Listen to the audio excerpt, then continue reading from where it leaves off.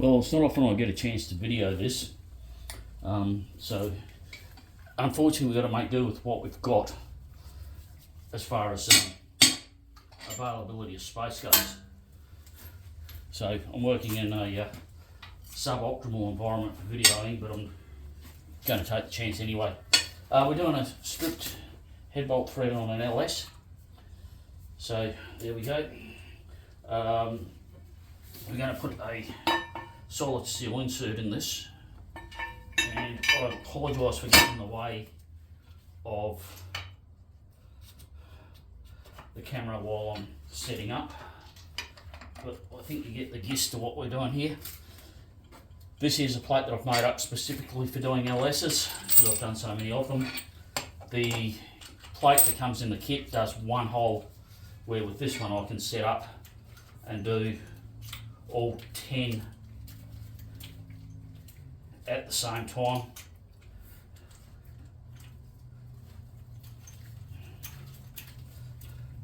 We're only doing this single hole here, so hopefully you've got a good enough shot of what I'm doing.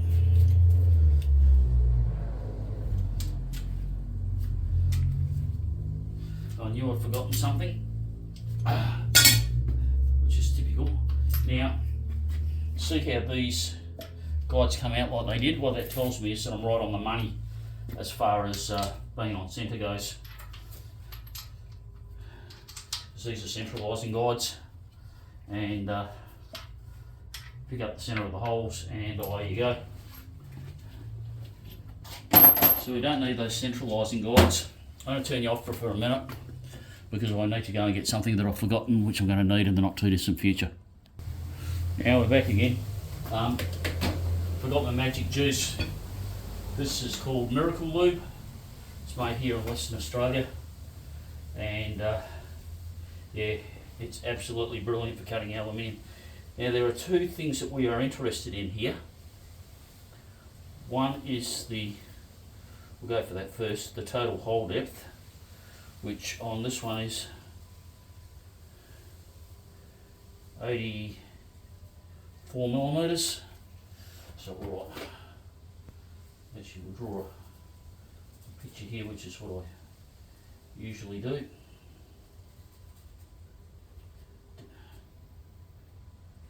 Rembrandt I am not. 84, and the other one I'm interested in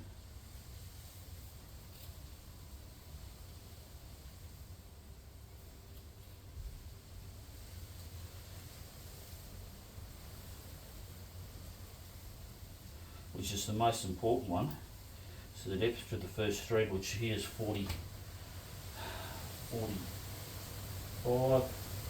and I've got my plate on top, so my 84 millimeters, we'll take that out.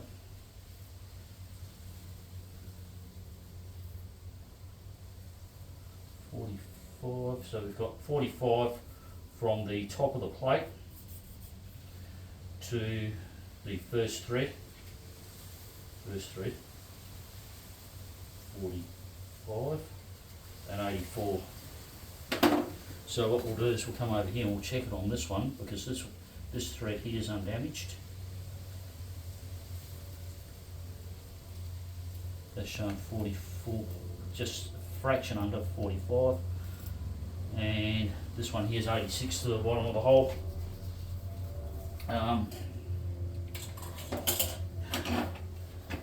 Call that 85.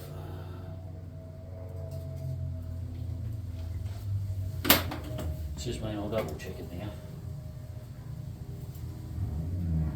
And it's 84 point something. Move this away.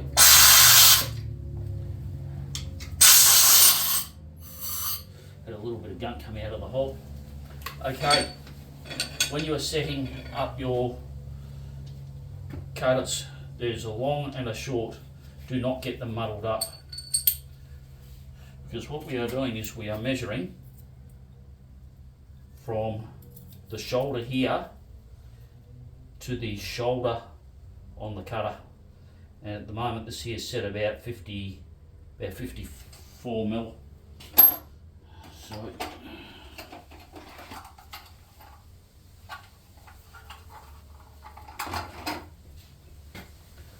we'll undo, we'll get the right Allen key.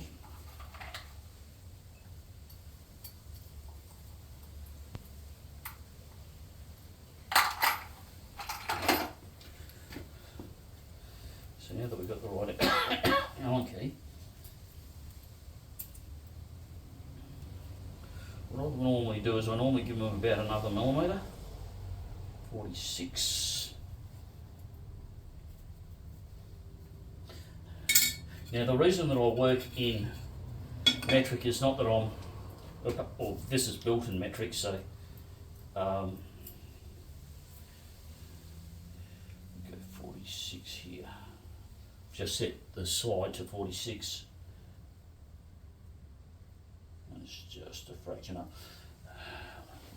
The reason I work in metric is that we're working in individual increments. This is the insert we're going to put in, and the reason that I allow a millimetre is you see the shoulder. Actually, I don't know if you can see it or not, but there's a shoulder here.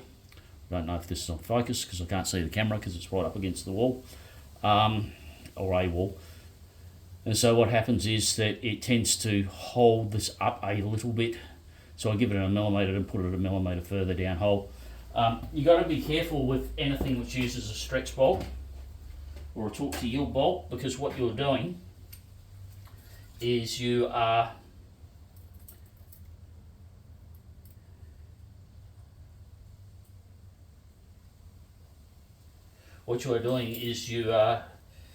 if you bring the first thread up too far, you haven't got, or say first thread up too far, if you bring the first thread up too far, what happens is you don't have enough room for, or enough length of bolt for it to stretch properly. And what that does is that overloads your bolt, and that was really badly done. That overloads your bolt, makes your bolt prone to failure.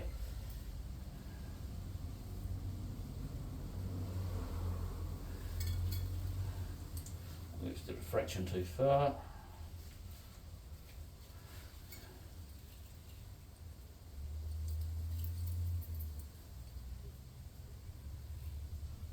I'm happy with that. Cool. Now the reason I'm measuring it from the top of the hole is that there is a gap here, because my plate's a little bit thicker than what the standard plates are. So what I've got is I've got about a 3 mil or 2.5 mil, just a touch under 1/8 of an inch gap underneath this guide sleeve. So that's why I'm doing it the way I'm doing it. Now, we'll sit that in there. Cool.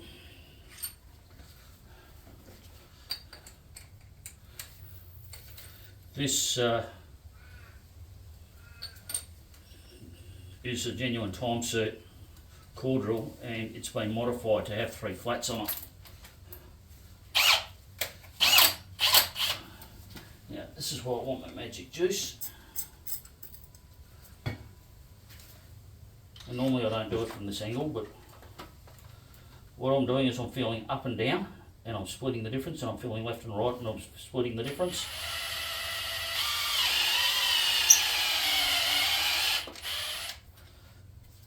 Pull that out.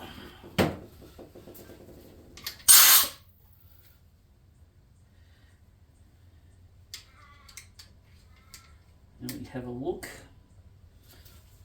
And I was a little bit too far up, because what I can see is I'm a little bit off. Even though you got the guide, you can still get them off a bit.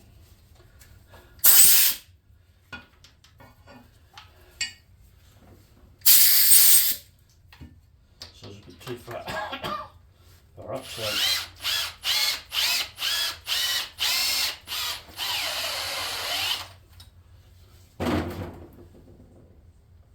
So That's better.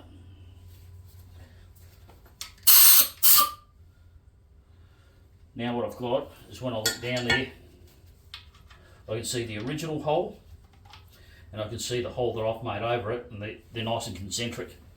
In most cases, it's a good indication, although on some of the V6 Isuzu EV1 motors, as they call them, and they're not electric, it's the V6 3 litre. What I've seen is them off heats.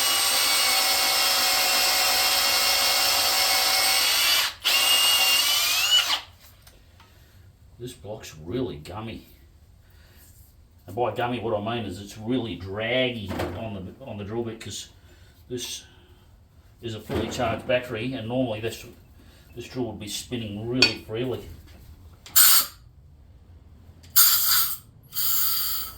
We're looking good there though.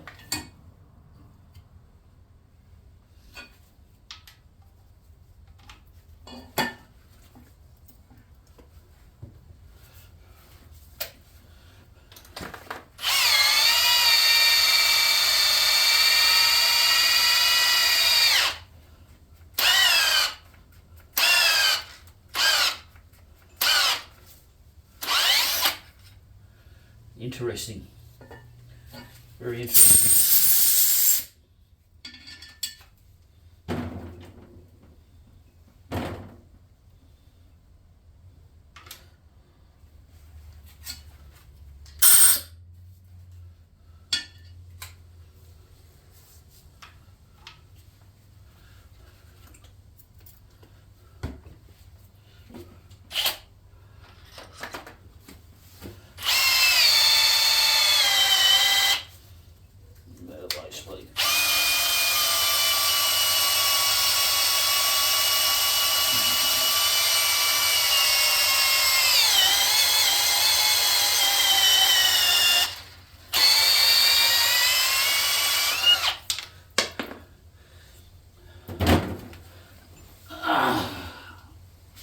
Normally these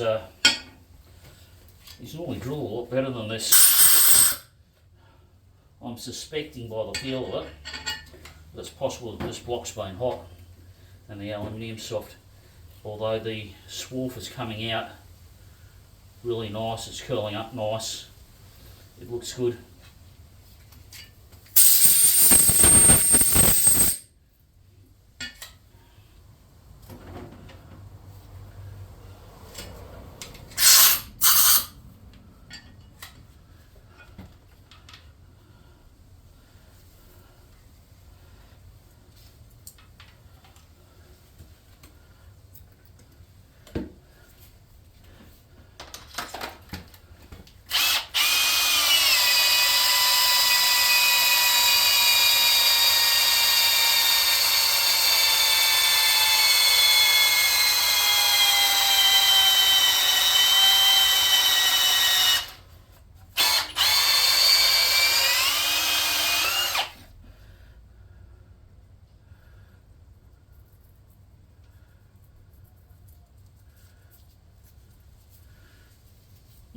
Interesting.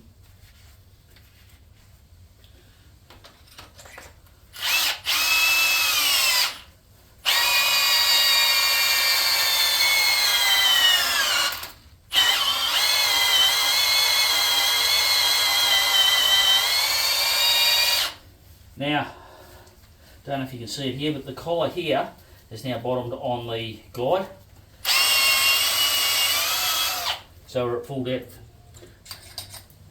Now, one of the biggest mistakes you can make on this, or on these, when I say on this, on these types of jobs, is just driving the core drill in all the time. Just keep driving it in until you get to the bottom of the hole. Because what happens is you load your flutes up with your swarf, with your metal chips, your drill chips, and what that does is that damages the hole, and it'll stick this, and then getting that out can be a nightmare.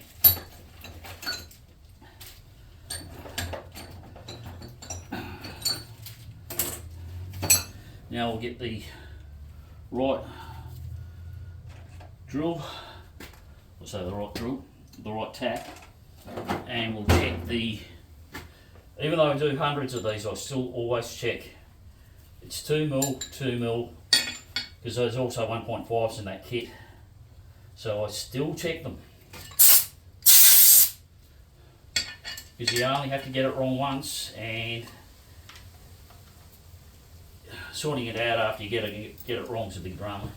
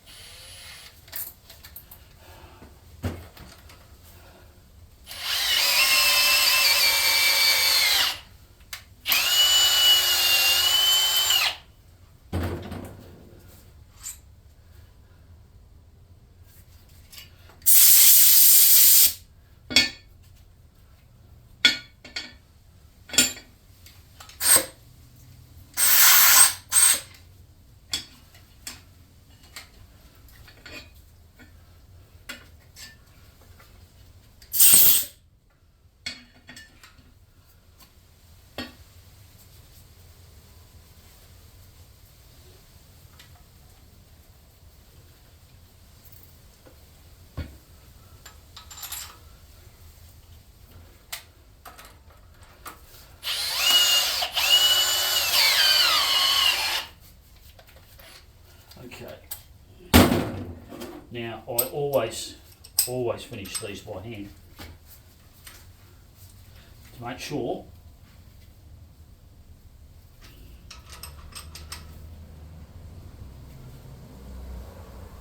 that I've got to where I want to be.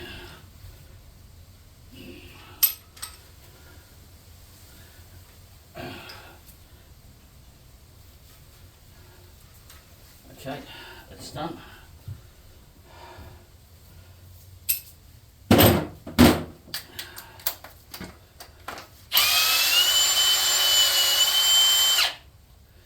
Cool. One of the good things about coming up like this is that it gives me an indication of how far in the tap's gone.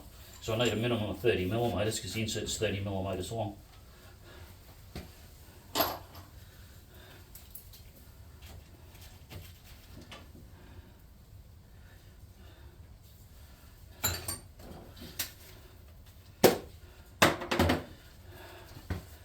Brake cleaner.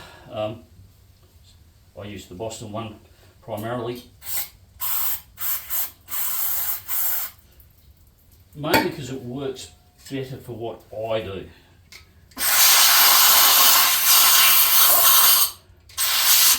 That doesn't mean it's best for all applications, but for what I'm doing, I like it.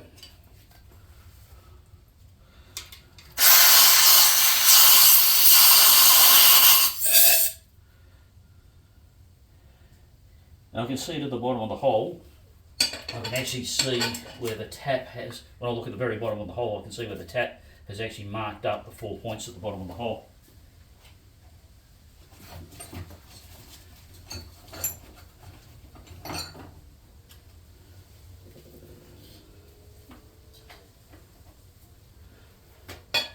So we have here the time inserting tool, which is essentially a fluteless tap.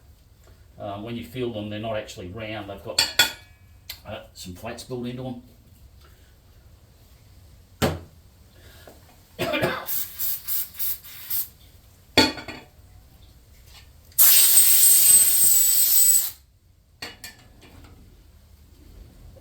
So now what we do is we put, and this is very important, we put the oil on the inside of the insert. We put some oil on the thread of the inserting tool. If you don't do that, what will happen is it will get in there. When you go to wind it out, it'll stick. And there's no oil on my fingers because it's been washed off by the brake cleaner. So now we get the, I'm using Loctite 680 here, also known as Stay There Forever, you bastard. Now, people go on that you need high temperature Loctite. what you have to remember is that this insert should never get above water jacket temperature. And if it gets above water jacket temperature, then you have a bigger problem than you'll need for high temperature Loctite. You don't need 260 degree insert Loctite because you shouldn't be getting above 120 or 130 degrees centigrade at an absolute maximum. Now, you notice that when tight, what that's done is that insert has bottomed in the hole, or bottomed on the shoulder, and now I've gone through the bottom of the insert, and there's where the inserting tool has bottomed on the top of the insert. So we'll take that out.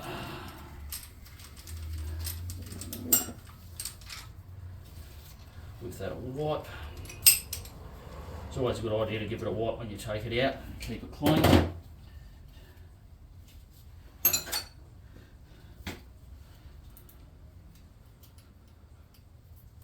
Check the height, 44 millimeters, we're within 1 millimeter. We're not going to argue about a millimeter. Cool, I'm happy with that. That's 44 millimeters to the top of the insert. We'll just quickly talk a little bit more about this. These inserts are semi-finished. They're actually, this is the top of the insert, and the tool goes in here. This is actually undersized here. So what happens is that as I wind the inserting tool in, it actually stretches this out and locks it in. So in theory, I don't need to put anything on here at all to hold it, but I'll put the Loctite on anyway, because what it does is it increases the load bearing area over the aluminium, which will give you more strength as well. It's not there to actually hold the insert in position, it's to help it distribute the load more across the area of the cylinder block, or the area of the threads in the cylinder block. It's probably a better way of explaining it. Somewhere here I had a head bolt. This is the one that they pulled out. So we'll just screw that in to have a feel. It's important to have a good feel. Beautiful.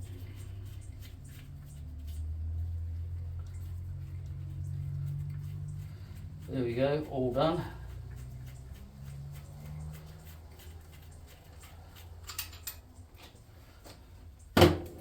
And we'll grab this.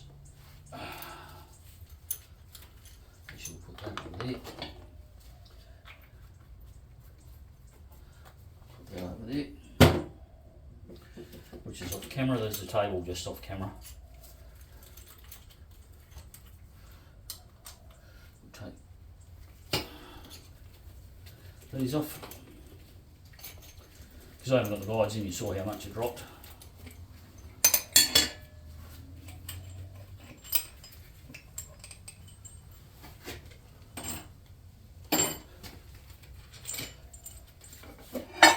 And there we go. Job done. All right. Hopefully that was beneficial for you. But just remember, when you're doing these, you're better off going 2, 3, 4, 5 times with your core drill. Take it out, clean it, take it out, clean it. Keep looking for being concentric until you get to the point where you start cutting the top of the thread. Because once you, well, say top of the drill thread, once the core drill starts cutting where that top of that thread is, you can't start trying to correct it, otherwise you won't have, you'll have too big a hole for when you put your insert in. So you're committed at that point, you just have to keep going whether you like it or not. If you're off a fraction, generally it's because of the length of your head bolt, it won't worry you, but it's still something that you want to try to minimise. You want to be as close as you can. But some of the, I've got another video which I haven't posted yet. I was doing an EV1 and I couldn't actually even tap the hole because it's not really probably a good example. What's a good way of you probably can't say good illustrations to term I'm after because of the camera angle, but what's happening is when I was putting the tap in the hole, the tap was actually jamming up on the edge of the hole at the top. There was a massive gap over the other side because the hole wasn't true down hole. So what I had to do is I had to keep checking square off the top of the block surface as I was going down hole to bring the hole back to true. That one particular one, we were fixing broken head bolts. I had an engine rebuild, so yeah, that's how that one is. All right, folks, I'll leave you to it, and yeah, stay tuned for the next one.